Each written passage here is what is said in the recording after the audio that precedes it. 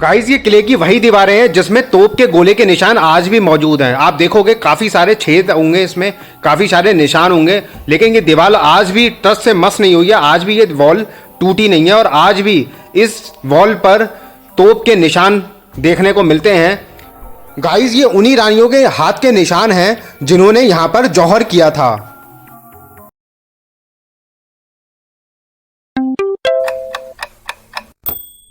Hello guys, मैं हूं आपका दोस्त दिवाकर। गाइस आज हम आए हुए हैं राजस्थान के जोधपुर शहर में और आज के ब्लॉग में मैं आपको दिखाने जा रहा हूं राजस्थान का सबसे फेमस और सबसे बड़े किलों में से एक जोधपुर का मेहरानगढ़ किला। आप मेरे पीछे देख सकते हो, बहुत ही खूबसूरत मेहरानगढ़ किला। और दोस्तों खासियत बात यार इसकी ये है, जो खासियत है मेन वो ये जो किला है वो दुनिया के सबसे ऊंचे किलों में से एक है।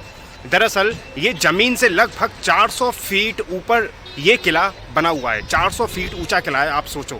तो चलिए गाइस देर नहीं करते हैं और इस खूबसूरत किले को हम एक्सप्लोर करते हैं और इसके इतिहास के बारे में जानते हैं। दोस्तों मेहरानगढ़ फोर्ट राजस्थान के जोधपुर शहर के ठीक बीचों बीच स्थित है और यह किला लगभग 125 मीटर की ऊंचाई पर बना हुआ है। इस किले की नींव 15वीं शताब्दी में राव जोधा ने रखी थी, लेकिन इसके निर्माण का कार्य महाराज जसवंत सिंह ने पूरा करवाया था और यह भारत के प्राचीनतम और विशाल किलों में से एक माना जाता है। किले में एंट्री होने से पहले यहाँ पर हमें छतरी एक दिखाई देती है। दरअसल दोस्तों ये छतरी है ठाकुर चौहान शाम सिंह जी की। दरअसल राजा मान सिंह काफी प्रभावित थे इनसे। दरअसल इन्होंने काफी साहस के साथ युद्ध में वीरता प्राप्त की थी और काफी प्रभावित होकर राजा मान सिंह ने उनकी छतरी यहाँ पर बनवा दी थी। जिस तरीके से उस समय के जो मुस्लिम राजा हुआ करते थे वो मकबरा बनवाया करते थे, उसी तरह जो हिंदू राजा होते थे वो उस जमाने में छतरियां बनवाया करते थे। दरअसल दोस्तों जब जोधपुर के 15वें शासक राव जोधा को लगभग 1 साल हो चुका था तो उनको लगने लगा था कि यार मंडोर का किला जो है वो उनके लिए सुरक्षित नहीं है।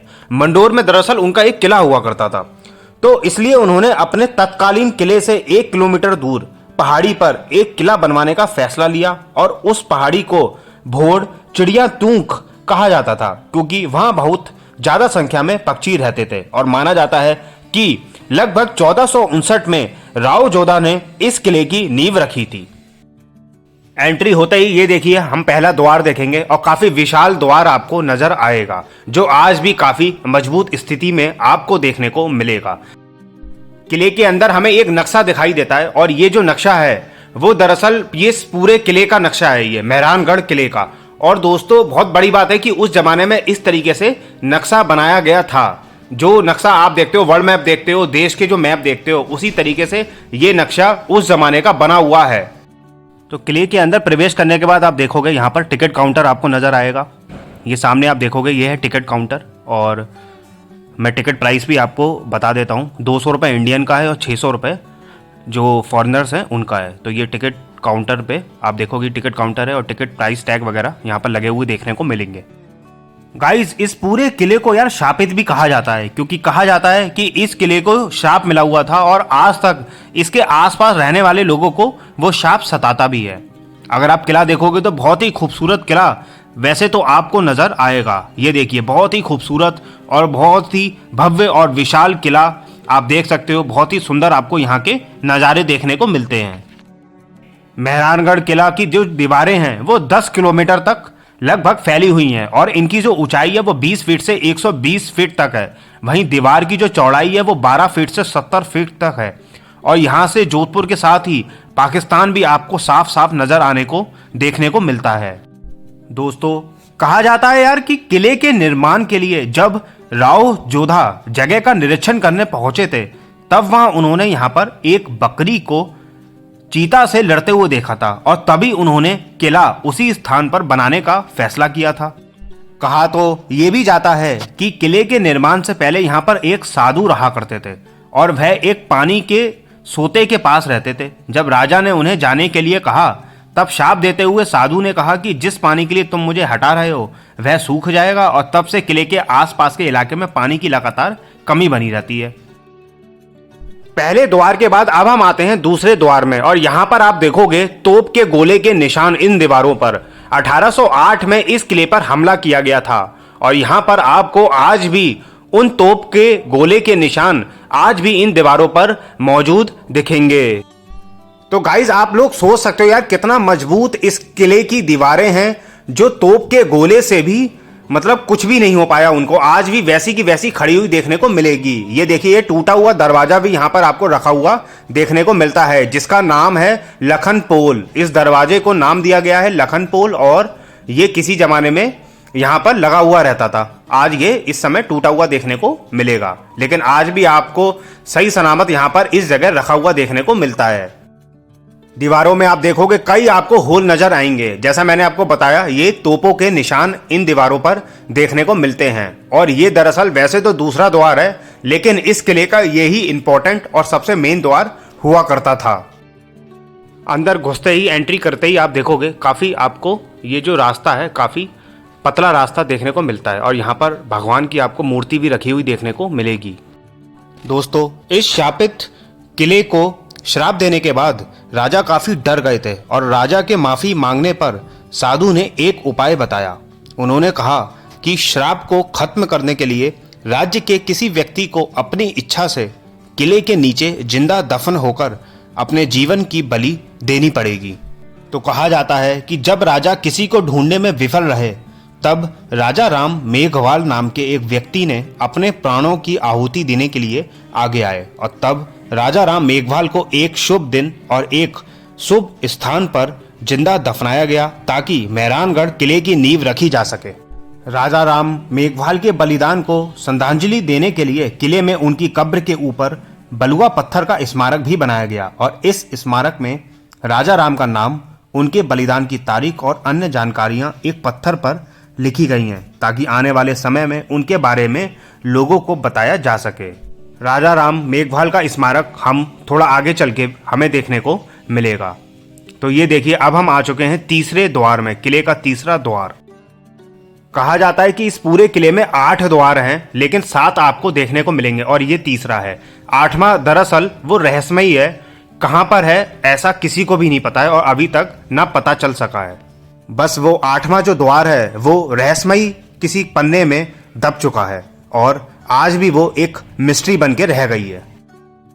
ये देखिए, काफी विशाल द्वार आपको नजर आएगा। उस जमाने में हर किले में काफी विशाल विशाल द्वार होते थे और सेफ्टी पर्पस के लिए भी काफी विशाल बनाए जाते थे। यहाँ पर आप देखोगे बहुत ही खूबसूरत आपको ये द्वार नजर आएगा और ये जो रास्ता जाता हुआ है पूरा ये पहाड़ में बनाया गया है ना, तो ये पहाड़ी एक एरिया में बनाया गया है और काफी ऊंचे स्तर पर है।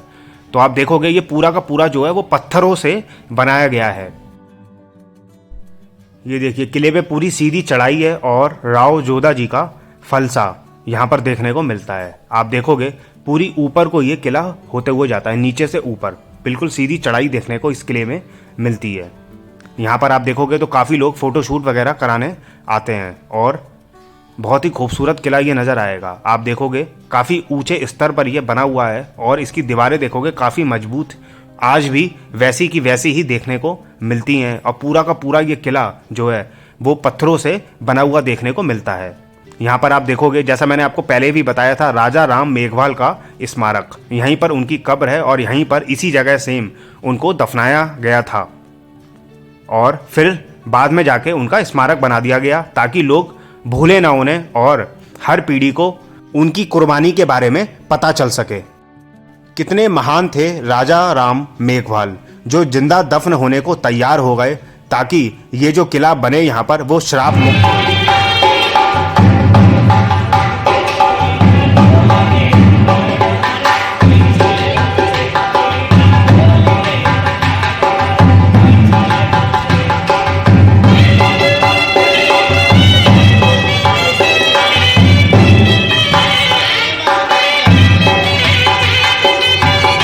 अब हम आ चुके हैं किले के चौथे द्वार में। यहाँ पर आप नुकीले कीले लगे हुए देखोगे। दरअसल ये सेफ्टी पर्पस के लिए होता था। अगर हाथी अपना सर मार के इसको तोड़ने की कोशिश करे तो उल्टा हाथी ही जख्मी हो जाए। तो ये देखिए कीले ये गड़ी हुई देखने को मिलेंगी।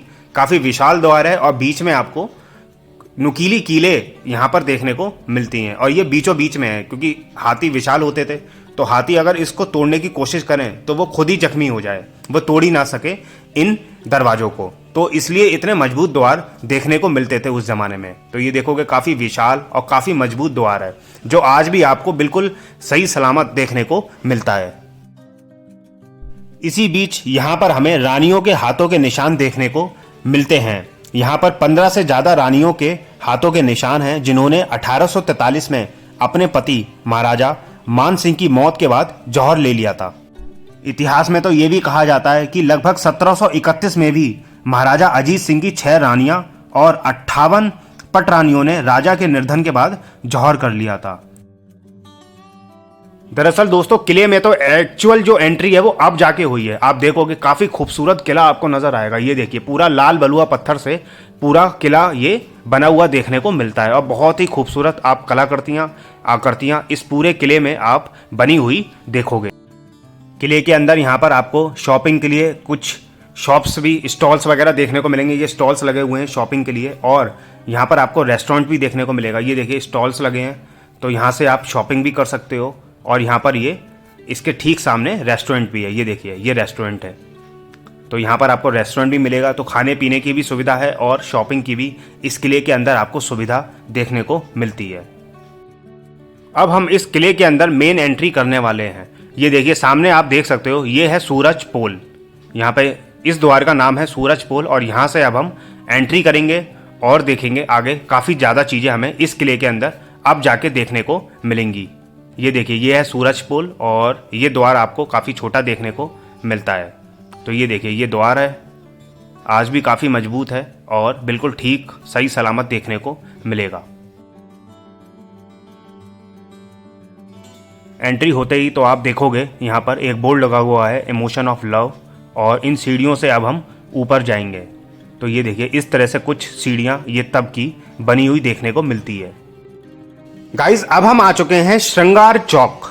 तो श्रृंगार चौक आप देखोगे, एक तो ये पूरा मार्बल से बना हुआ है, पूरा व्हाइट मार्बल से। नीचे कलाकृतियां आकृतियां बनी हुई देखोगे फूलों की, और पूरा व्हाइट मार्बल से बना हुआ है। सामने आप देखोगे ये बैठने का अरेंजमेंट किया गया है। दरअसल यहाँ पे कोई भी नहीं बैठ सकता था, केवल राठौर राजवंश के जितने भी संतानें हुई हैं, जिनको राजा बनना था, जिनका राज तिलक होना था, केवल वही बैठते थे यहाँ पर, और उनका राज तिलक किया जाता था। यहाँ से देखिए सामने से एंट्री होती थी और इस पर चल के वो यहाँ पर बैठा करते थे और उनका राज तिलक किया जाता था।